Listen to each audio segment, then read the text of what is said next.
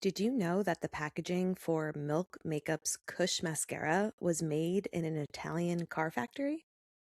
Welcome to the Cosmetic Chronicles, the podcast where history meets beauty and tells the amazing stories behind some of the world's most notorious brands. I'm your host, Sarah Carvalho, and I'm a beauty journalist who has been obsessed with makeup since my first swipe of mascara. In this episode, we're covering Milk Makeup, the downtown New York City hit brand that was actually born out of a space of photography, fashion, and city life. Obviously, we'll start with little Sarah's story. I actually was not familiar with Milk Makeup first. I was familiar with Milk Studios, which we will get into as we dive into the history. But back in 2016, May of 2016, just a few months after Milk Makeup launched, I went to the Vulture Festival at Milk Studios.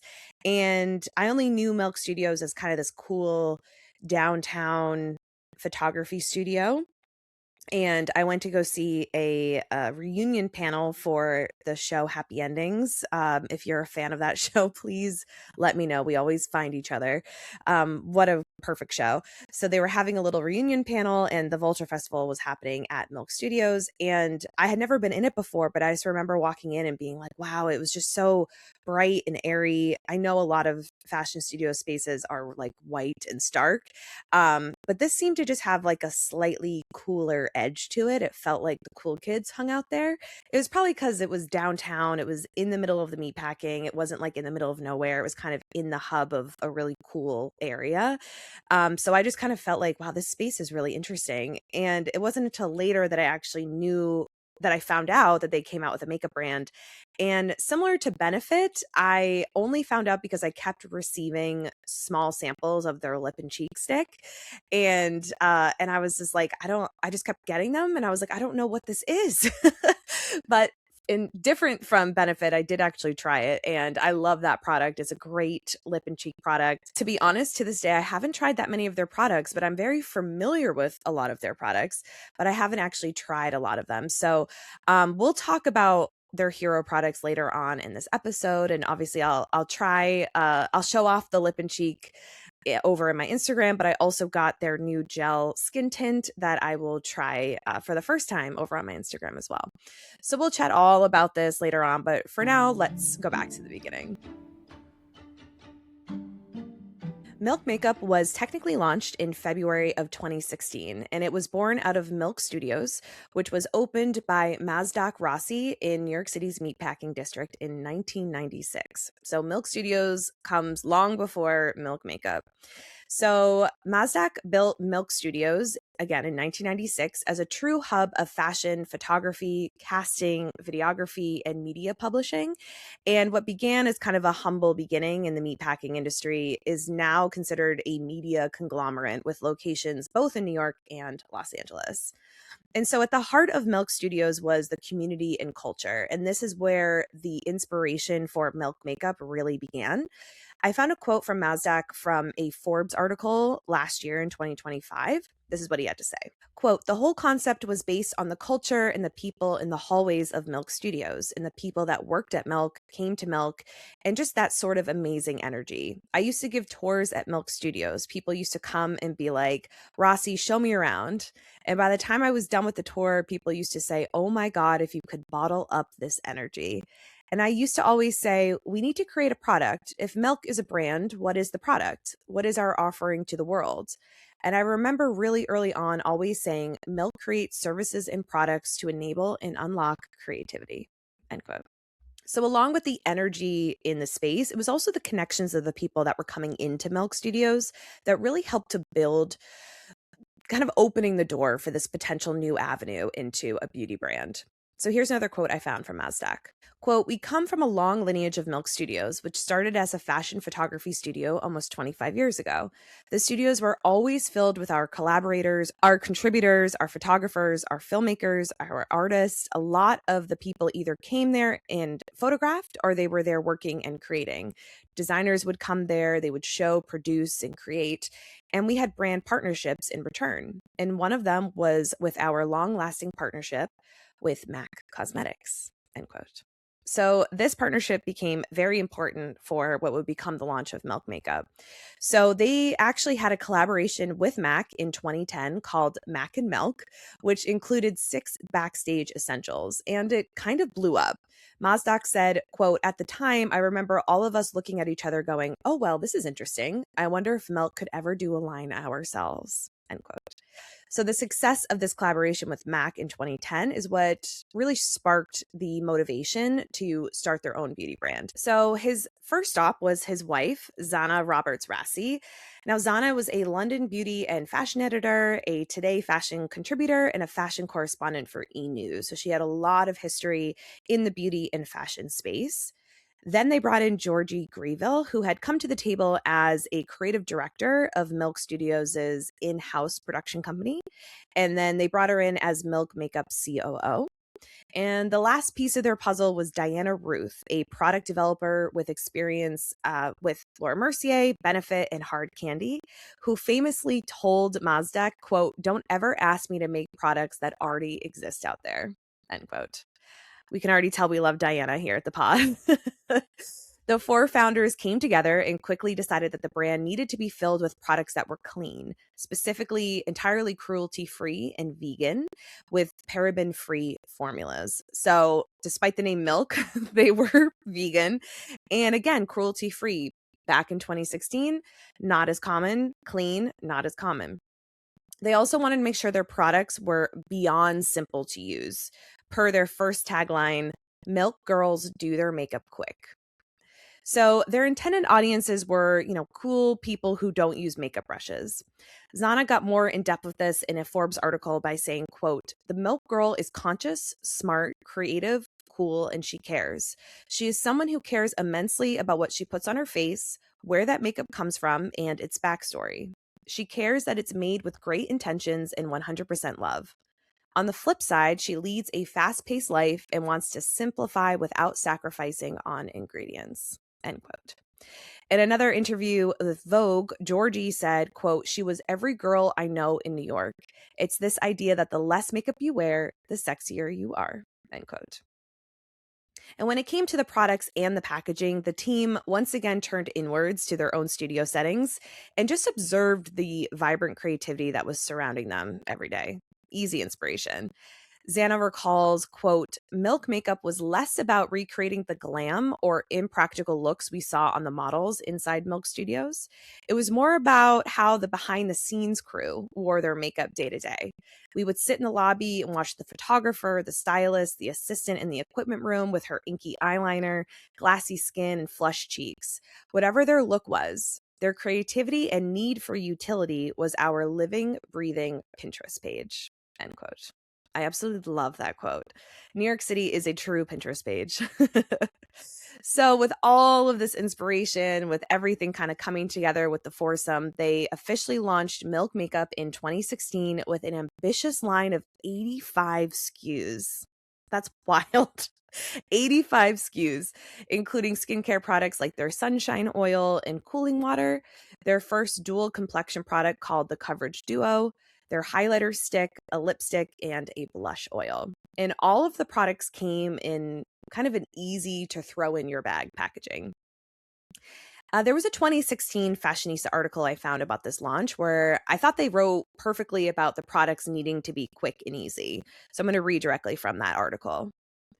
Quote, "The result includes products in roller balls, chubby makeup sticks, and tubes of pigment meant to be applied with fingers. Everything, including a face oil that's in a plastic pushpin packaging, is meant to be unbreakable and tossed in your bag. Several products, including a concealer duo and matte multifunctional face palette, come in that new, peculiarly addictive formula that's somewhere between a powder and a cream. Diana calls it marshmallow. It's squishy and glides on pretty flawlessly. All of the products are as natural as possible, according to the team. The packaging is unisex and minimal, and their products themselves are inspired by art supplies and Muji, the beloved NYC art and stationery store." If you look at some of the old packaging, a lot of those click-up pens, it does kind of look like stationery products, like just things that you just need one hand to use. And the brand originally launched both on their own website and Sephora.com right out of the gate, moving into 50 physical Sephora stores a month later, and then into Urban Outfitters stores in June of that same year. So here's a quote from Zana talking about that first release. Quote, people were getting very savvy in the way that they were using makeup, and there was white space in beauty for something that was clean and cool at the same time. Plus, 3 of the 4 co-founders are women with kids. We wanted to be able to get ready really quickly. So we took our time to develop our ridiculously large amount of SKUs, more than 80, which is bananas for a new brand. But once we started, we literally couldn't hold ourselves back, end quote. WWD reported that in its first year, 2016, the brand's net sales were at $10 million. And 1 year later, the brand had doubled that number. What was it about the brand that seemed to really hit the mark? Well, here's some insight from Xana. Quote, it's not like we were a bunch of marketers sitting around the table going, what's trending? What can we sell? It was more of what do we need? Where's the white space? And that was the genesis of the brand. It was a contradiction in terms. We were clean but cool, very, very simple to use, but super smart. It's quick to put on, but it also lasts all night. The things that traditionally didn't exist in one line at the same time, end quote. Milk also earned early buzz for hitting on a number of timely trends. So they were very much, even though there was a quote earlier about like the milk girl, their advertising was very genderless and it was all minimalistic. Again, that Muji packaging, I have their lip and cheek right here if you're watching a video, very minimalist. You just have milk in big letters and plastic packaging, really easy to, again, throw in your bag. You don't have to worry about it. And also vegan. That wasn't a big thing at the time as well. Plus, an early investment in the private equity firm Main Post Partners in January of 2017 really helped to enable a larger rollout in Sephora, including Sephora Canada in spring of 2017. So all of these really helped to grow the brand within those first 2 years quickly. Let's just say quickly. And I don't want to brush past the fact that they launched in Sephora at the same time. That is a huge deal for a new brand. Usually getting into Sephora is the goal of a brand after a couple years. But when it came to Milk Makeup, they actually collaborated with Sephora to launch at the same time.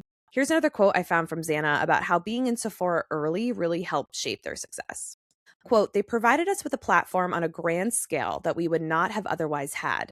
Years ago, myself, Georgie, and Mazdak sat in a Sephora corner office and talked with the team there about our idea and dream line. They got it immediately. From that point on, they have been our biggest supporters. They are the leaders, the gold standard of beauty. Their curation of brands is the most relevant, and they have the cool factor. So launching the brand in Sephora made the most sense, and it has made for a great marriage, end quote. Thanks to that wide audience of Sephora plus the investment, Milk was able to continue innovating beyond that original 80 plus line and launch some incredibly unique products, including their watermelon brightening serum, the first ever solid serum, and their infamous Kush mascara, one of the first mainstream mascaras infused with CBD cannabis oil. So these launches really helped to solidify the brand's impressive innovations with their downtown NYC vibe. So they had that kind of cool kid factor, but also some innovation behind it as well. So starting with that watermelon solid serum, this was released in March of 2018. Diana Ruth, the product developer, had said, quote, every serum we saw on the market was in a glass bottle with droppers. They were really frilly and not easy or portable. The solid stick format was the answer to the question of how to make the serum more accessible and easy to use. The product isn't wasted on your hand. It's really modern and very utilitarian, end quote. Again, quick and simple. But along with the idea of making a serum solid, which I still don't know if a lot of people have done, I think they might, correct me if I'm wrong, but I don't know a lot of serums that are solid aside from Milk's.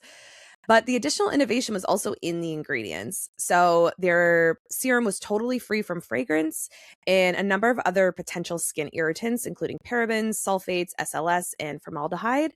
And their namesake hero ingredient was watermelon extract, which helped to hydrate the skin while they included a blend of Swiss garden cress sprout and vitamins A, C, and E to help brighten the skin and protect it from free radicals. The formula also swapped potential harsh retinol for a very similar line-fighting peptide complex called matrixyl. Oh my God, here we go again. Trying to make Sarah pronounce ingredients. Matrixyl. I'm just going to say that. So this particular product, obviously, it came out in 2018. It has since been slightly reformulated into their very famous jelly structure, which we'll get into later. And they relaunched it as the Watermelon Jelly Glow Peptide Serum, but it is still in that like chubby stick format that you can just glide on your skin. And then they had the Kush mascara. So you have to keep in mind that in 2018, using CBD in beauty products was still a little niche. People weren't, it was becoming big, but it hadn't quite hit yet. So to release a product that had cannabis seed oil in it, that was kind of a gamble. And maybe not so much for a brand that released rolling papers as part of their first launch, but you know, it was still a gamble. We'll talk more about the rolling papers in a minute.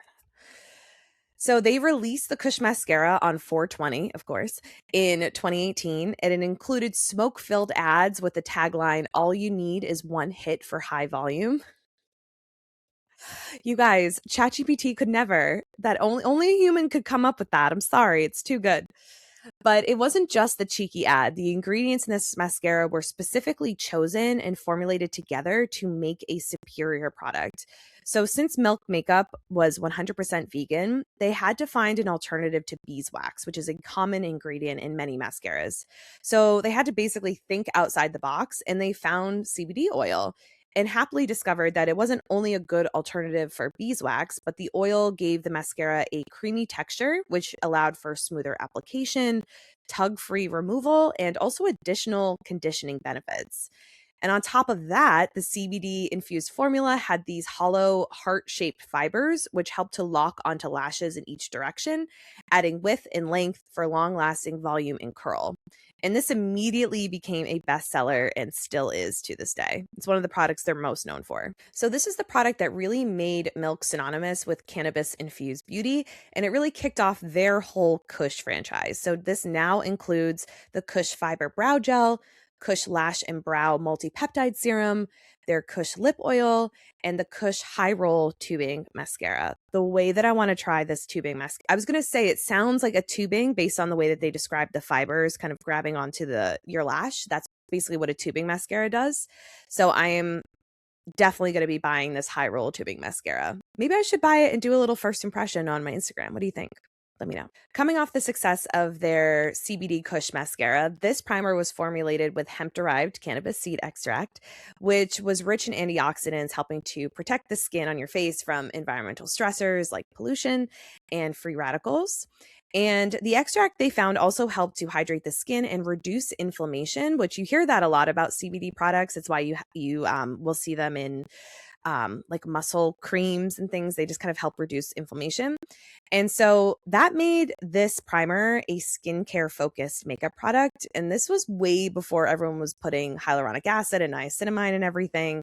Skincare infused makeup products were still not quite there in I guess maybe beginning in 2019. I'd say that this kind of led the way. And the brand also credited the longevity of this primer to blue agave extract, which smoothly layers over any uneven skin texture, locking in moisture on the inside and your makeup on the outside. The Hydro Grip Primer was an immediate smash hit for them. That included winning an Allure Best of Beauty Award for their best primer in 2019. And this release helped position Milk as a leader in the grip primer category. Again, something that you see a lot more of nowadays, but back in the day, I feel like a lot of primers were more silicone-y and a little more slippy. This added that grip, like you could like feel the grip on your face. And it also positioned them as a leader of bringing CBD infused beauty products into the space. This is still a top seller for them, and they extended the Hydro Grip name into many additional products, including a setting spray, a concealer, and a skin tint. So 2019 was not only a big year for the brand because of the Hydro Grip primer of it all, but also because that's when they began their global expansion. This had been requested pretty much since the day they launched. So they announced that they would be launching on the Cult Beauty website, which made the product available for the UK and Ireland. And in honor of finally crossing the pond, Milk held a 2-day pop-up in Covent Garden, and 4,500 people showed up just to get a sneak peek at the line. 4,500 people. I don't know if you've been to Covent Garden, but it's like not that big. So that must have been wild. And on a run up to the launch on Cult Beauty, Milk had a 17,000 person waiting list. That was the biggest ever in the history of that website. So officially, Milk makeup products became available in the UK and Ireland on the Cult Beauty website in January of 2019. The momentum of 2019 did not taper off. Milk started to show a clearer pattern in how it built its product. It would take a breakout success and turn it into a full ecosystem. This is not the first brand that's ever done that, but they seem to do it very well. The expansion of the Hydro Grip and Kush lines are really the clearest examples of this. And the brand really understood that once a consumer trusted the way a product performed on their skin, they were far more likely to stay within that same system.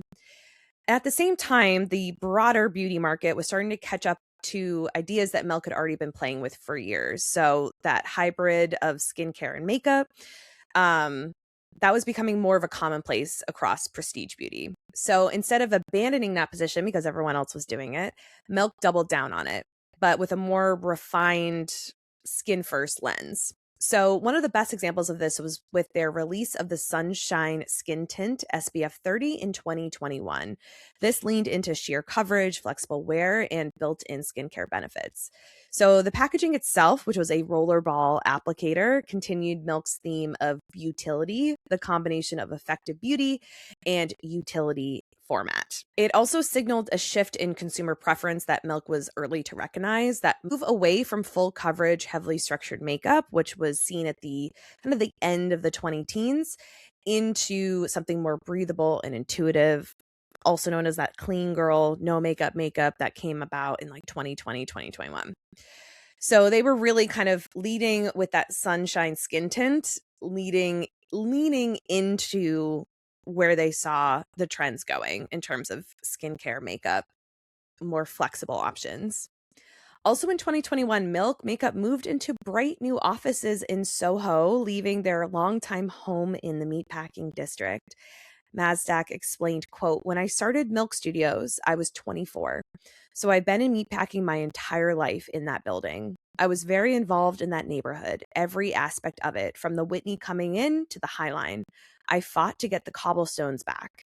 So that neighborhood is everything. I even helped design the logos and the branding for the neighborhood. I grew up there from 24 to 50. So it was very difficult leaving, but I always said to myself, the city is where we come from, not just the neighborhood. And I always knew that if you just go stand outside of Broadway, you will see, I mean, this is our crew, right?" End quote.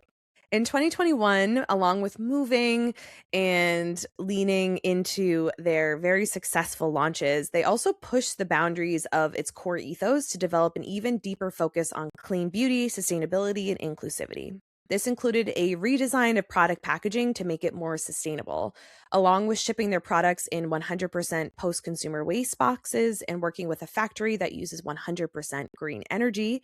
The brand also introduced refillable cartridges for some of their best sellers, including that Sunshine Skin Tint SPF 30. These refills helped reduce plastic waste by 66% and encourage consumers as well as the beauty industry at large to limit plastic production. Milk also declared that they were working toward all formulations being over 80% natural, in addition to ensuring every product is 100% vegan, cruelty-free, and paraben-free. By late 2021, that combination of cultural relevance, product differentiation, sustainability, and repeatable franchise building, it really made Milk an attractive acquisition market. Fans of the pod will know that's usually how this goes, but it's not Estee Lauder this time. Instead, they were actually merged with a skincare company, Obagi, into Walden Cast Acquisition Corp. Now, this is a special purpose acquisition company that was founded by two former L'Oreal executives in a deal that values the combined business at roughly $1.2 billion. So I don't know a lot about what this is, but it sounds like the company was specifically made to acquire these two brands. That's about as far as I got. I don't know economics. I don't know any of this, but I did find a quote from Tim Coolican, who is the CEO of Milk Makeup. He had joined the brand in January of 2020 and help lead them through that global expansion and then also through the Waldencast acquisition. So here's what he had to say about kind of the difference in this acquisition. Quote, if we take a step back, the vision for Milk Makeup has always been to create a global movement around the next generation idea of beauty, which is rooted in our core values of inclusion, diversity, self-expression, and creativity. And that very much aligns with Waldencast's vision, which is to create a next generation beauty company and one that serves as a platform for conscious, purpose-driven brand. What's exciting about Waldencast is that a special purpose acquisition company creates a different exit opportunity for independent brands. Oftentimes, for independent brands, the challenge is how to access the resources and the expertise to scale globally. That's what the objective of Waldencast is, to create an opportunity for independent brands to scale while being completely true to themselves. I do think it is a potential game-changing approach in the industry. End quote. So what I'm taking from Tim here is that unlike an Estee Lauder or L'Oreal or Coty acquiring your brand and then kind of taking over all of the, not just helping more R&D dollars and expansion, but also kind of taking over depending on the deals of the term, right? Taking over the creative ideas as well. It sounds like this specific company is made to help almost incubate these brands. From what I can tell, everyone is still a part of Milk Makeup. So Mazdak, Zana, Diana, and Georgie, all from what I can tell, are still a big part of it. So it sounds like a great setup for independent brands. And importantly, the acquisition didn't flatten the brand's creative edge. If anything, the launches around this period after the acquisition suggested a continued interest in that evolving makeup, how it feels on the skin. So some of the launches around this time included Bionic Blush, which leaned further into a lightweight serum texture that allowed for sheer buildable colors. So this aligned with kind of the broader shift that we were seeing at this time in 2021, 2022. But still very much in Milk's language, very easy to use, simple packaging, no fuss. And the product actually won a Best in Black Beauty Award from Essence in 2022. And even in categories that the brand had already touched, like mascara, it continued to iterate during this time, really refining performance while maintaining its original positioning around conditioning, vegan formulas, etc.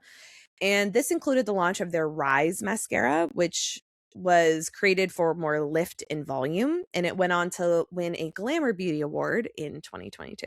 And then in 2023, this made a big splash over on the old TikToks.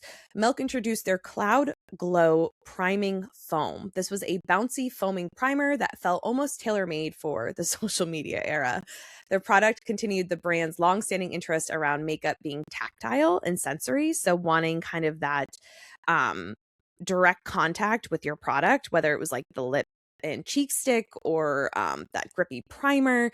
That like sensory touch was a big part of Milk's products, but still made sure to have high performance and quality skin ingredients. They also continued expanding within their Kush and Hydro Grip universes while quietly building out its complexion category with products like their Future Fluid Concealer. So the overall effect of that time was that the brand felt a little bit more mature than maybe the Kush mascara years, but things were still very playful, rooted in texture and sensation, and also ingredient conscious. And then I would say came one of the brand's biggest post-acquisition hits, their Cooling Water Jelly Tint in 2024. If you have not seen everyone and their mother using this on TikTok, probably just listening to this on your phone, it will like pop up in an ad, but it's basically this roll-up stick, and it's kind of this like jelly texture. Now I feel like a lot more people are doing jelly and like moussey, but in 2024, it was still a little bit, 2 years ago, it was still a little ahead of its time. So this was a jelly blush and lip stain. It was colorful, it was sensory, it was easy to use, had a nice range of colors. You could easily recognize it. The packaging was colorful. It felt fun. And that was something that Milk has always been known for. And also in 2024, the brand actually celebrated their 5 years in the UK with a brand new partnership with Boots, one of the largest drugstores in the country. Although Milk makeup was already available in the UK through Cult Beauty and then later Space NK, in-store at Sephora and Selfridges, entering Boots really gave Milk access to a much larger audience and marked the clearest sign yet that the brand had moved beyond this import cult brand to the beauty mainstream. So here's a quote I found from Diana Ruth about this expansion. Quote, "We are celebrating this huge milestone with a big expansion moment, which will broaden the brand's awareness. Boots has such an interesting clientele, which perfectly fits our demographic. The common thread across both is that they are beauty junkies who love innovation. It is also a retailer that is so deeply rooted in UK culture with real longevity and history. The company is 175 years old. For us, it was important to be with the leader in the retail space, especially in a place that is not our home country." End quote. The timing of this Boots expansion was particularly smart because it did coincide with Milk's most viral moments. So Boots really highlighted the arrival of Milk by showcasing those buzzy launches, the cooling water jelly tint, the Cloud Glow priming foam, and their newly released Kush lip oil. So it really positioned the brand as part of that new generation of like trend-driven, social-first Gen Z youths energy, you know what I mean? Really coming to the British high street.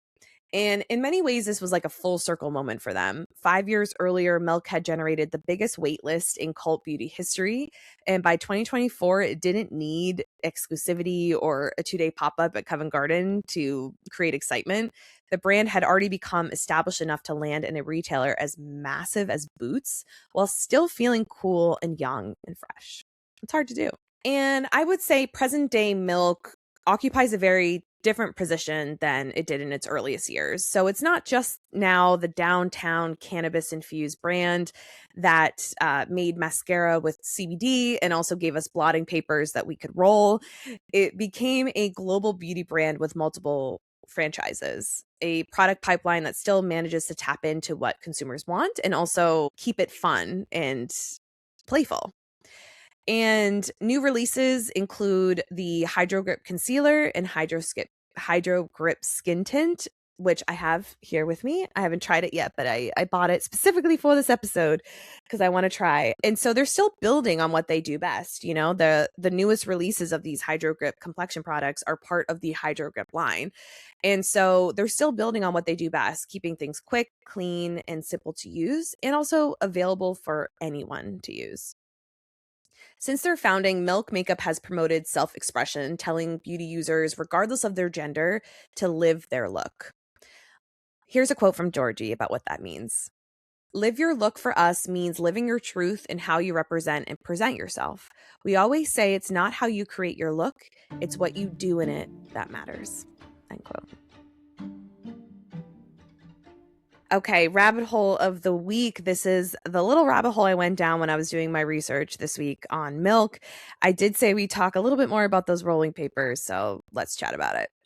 I found a quote from Mazdak in a Forbes interview. This is the one that sent me down the rabbit hole. He was talking about their anniversary this year. Quote, "Well, we don't have it anymore, but I'll tell you one of my favorite things we ever did was back in the day, we created the world's first ever roll and blot. I remember at Milk Studios in the equipment room, we always had Milk rolling papers. This company out of Colorado made organic rolling papers, and all the assistants and photographers used to come in there and be like, 'Where are the Milk rolling papers?' It was our version of being naughty. And then one day, Diana and some of our team were like, 'Wow, they look like blotting papers in the beauty industry.' And then Diana was like, 'I wonder if we can make a roll and blot.' And then she created one and we sold it in Sephora. These were in the early days. Kush came out, which was the first mascara that ever had cannabis in it. So we were on this whole cannabis run for a while. And then we obviously created the roll and blot, which was really the spirit of Milk." End quote. So basically, I had to look these up. They don't exist anymore. But these were the Milk Makeup Roll and Blot papers. You use one as blotting paper, so you blot away any oil. They are made of 100% hemp, so they can help soak up any grease or oil on your face. And then you use, obviously, a fresh one to roll yourself a little joint. And I'm not a roller myself, but I was curious to know more from the people who actually have used these papers to smoke. So I found this article by Leafly that was called "Do Milk Makeup's Face Blotting Rolling Papers Really Work?" So I'm just gonna read just gonna read some of the reviews for a quick moment. So they said, "We rounded up several experienced joint rollers to test the efficacy of the roll and blot papers. Many of them initially recoiled at the idea of smoking an oily paper, but once we explained the confusion, people were intrigued and eager to try the product." So it sounds like people thought you blotted your face and then rolled with that paper. No, use a new one. Use a new one. After sending our testers home to roll up a few, we were surprised by the wide range of feedback we received in return. Some people loved them, some people hated them, and some were completely indifferent. Here's what we heard. The good. You could tell immediately that the papers were of a higher than ordinary quality. They burned smooth and even with a slight added flavor profile reminiscent of pure hemp papers. When used as a facial tissue, it certainly made my face cleaner than before I used it. However, products designed to just clean your face are likely to do a better job. That's from a person named Mikey. Mikey, I don't think it's supposed to clean your face. I think it's it's okay. This is from someone named Lisa. From a face blotting point of view, they work just fine for soaking up excess facial oil. Also, I smoked a joint rolled with these papers and was unaware that it was anything fancy, so props for that.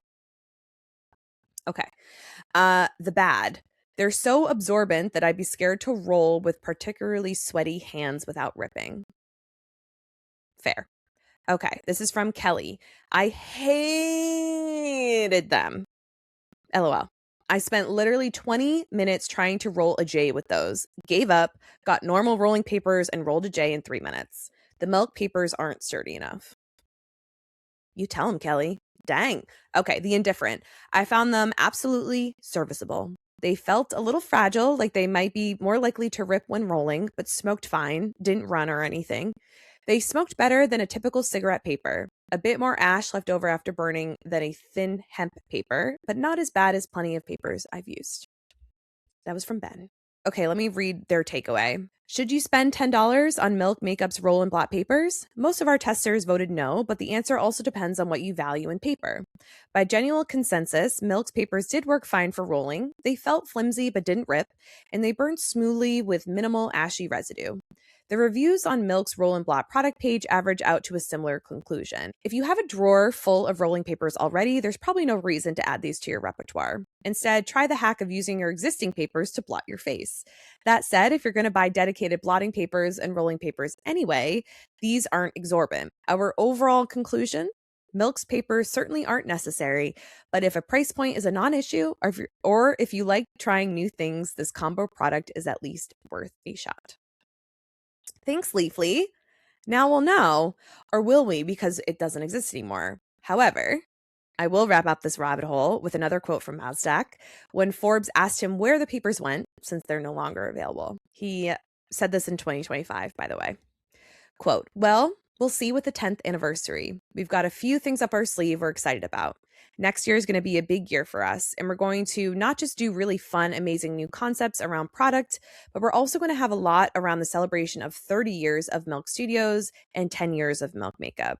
So we have a lot cooking up in New York and Los Angeles and other places. Second quarter of 2026 is going to be a big celebratory month for us." End quote. All right, let's quickly run through some of the hero products. I'm pretty sure I spoke about all of these, so let's just run through them. The lip and cheek stick. I have 2 of them here. I have one in the shade Quickie and one in the shade Work.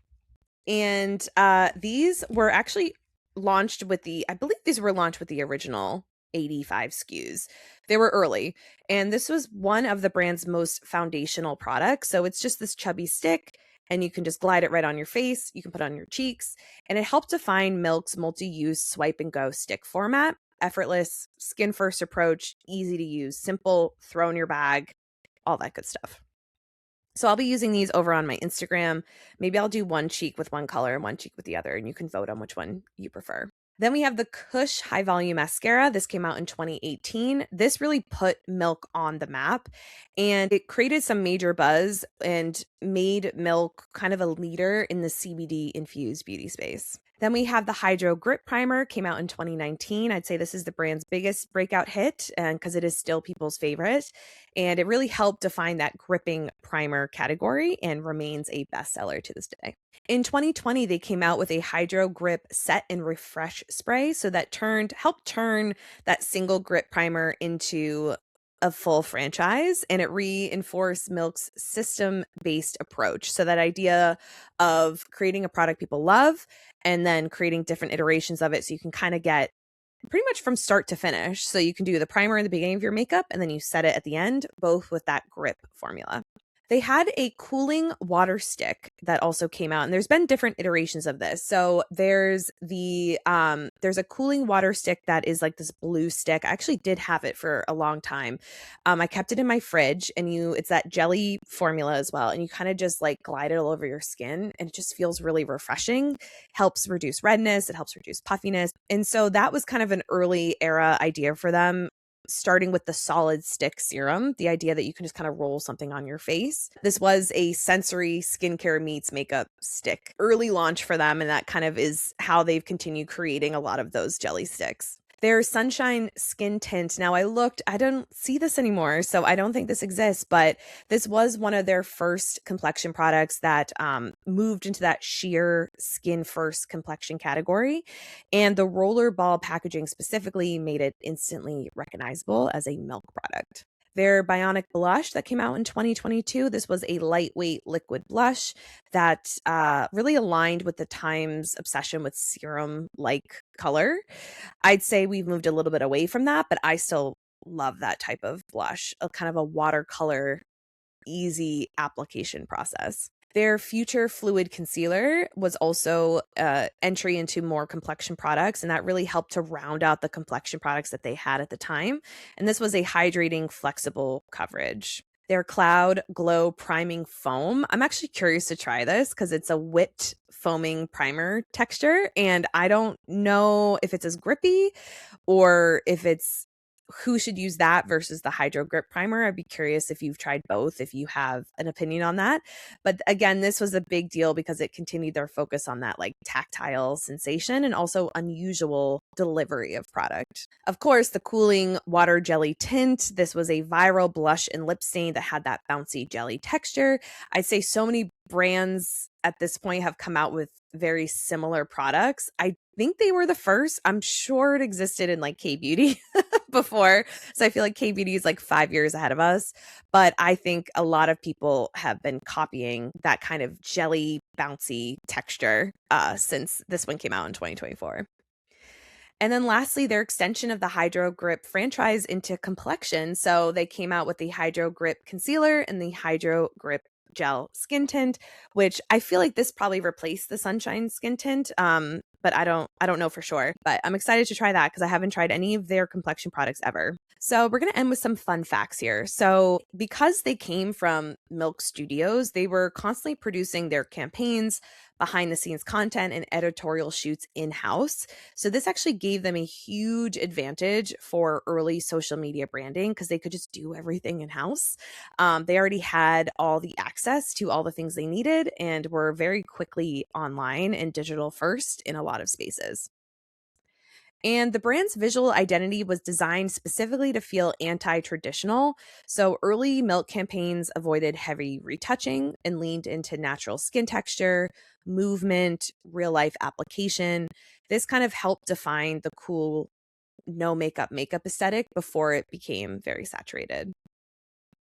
And lastly, all aspects of the Milk makeup line are still developed in-house at Milk Studios in downtown New York City. So I'm going to end today's episode with a quote from Georgie talking about the forever connection between Milk and its New York City roots. People gravitate toward New York to become themselves because here you have the creative freedom to do that, to be exactly who you are, no matter who you are. And that's why the diversity here thrives so much. We wanted Milk Makeup to be this connector of creativity. So those were the Chronicles of Milk. Let me know your thoughts. Are you a Kush Mascara fan? Have you tried their jelly formulas? I would love to know your thoughts.